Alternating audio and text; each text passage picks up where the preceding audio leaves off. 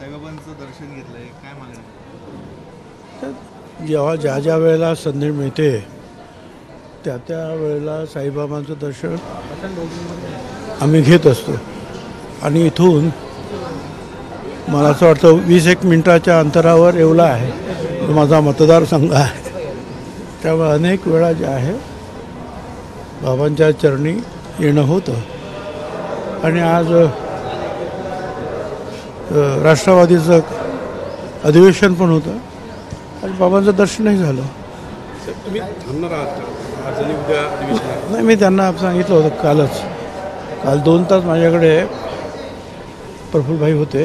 त्यांनी सांगितलं आपण येऊन हजेरी लावून जा. त्याप्रमाणे हजेरी लागलेली आहे. तुमच्याकडे ती दर्ज झालेली आहे. संत परिषदेचे अनेक कार्यकर्ते देखील नाराज आहेत आणि चर्चा काय होते, त्यांच्याशी संवाद काय होतोय का? आमचं काम चालू आहे. आमच्या सभा मिटिंग चालू आहे. त्याप्रमाणे जे समता परिषदेचं काम मी आज करतो अशातला भाग नाही. झाले आता जवळजवळ 35 वर्ष झाली समता परिषद स्थापन. तेव्हापासून आमचं काम राजकीय किती वादळं आली काय आणि शांत झाली काय, अपडाऊन्स, पण समता परिषदेचं आणि मागासवर्गीयांचं आमचं काम जे आहे, गरिबांचं काम, ते आमचं सुरूच असतं. पहिल्यांदा असं घडलंय की 10वी-12वीचे जे हॉल तिकीट्स आहेत त्यावर जातीचा उल्लेख येण्यास सुरुवात झाली. हॉल तिकीटावर जातीचा उल्लेख यायला सुरुवात. आता फुले शाहू आंबेडकरांना मानणारे अनेक जे आहेत राज्यकर्ते आहेतच ना. त्यांनीसुद्धा याच्यावर पाहिलं पाहिजे की आपण जसं साईबाबाच्या चरणी आल्यानंतर तिथे जात पंथ धर्म सगळे विसरून सगळे एकत्रित येऊन जे आहे दर्शन घेतात. त्याप्रमाणे रोजच्या व्यवहारामध्ये सुद्धा आणि सरकारी व्यवहारामध्ये सुद्धा त्याची अंमलबजावणी झाली पाहिजे. कार्यक्रमाच्या पत्रिकेमध्ये आपण मार्गदर्शन करणार असं मार्गदर्शन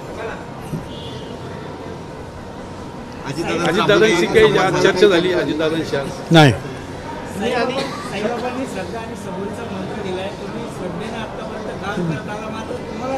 सबुरी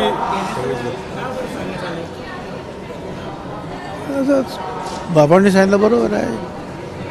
काय सबुरी ठेवा, श्रद्धा ठेवा. श्रद्धेनं काम केल्यानंतर सुद्धा जर कोणी आपल्याबरोबर अश्रद्ध पद्धतीनं वागत असेल तर काय करावं? साहेबांचं दर्शन घेतल्यानंतर आणि त्यांची नाराजी दूर होते. आपण दर्शन घेतलं, आज नाराजी दूर झाली. सर शिर्डीचं ज्यांची लागतील बाबांच्यावर तर आमचा विश्वास आहे.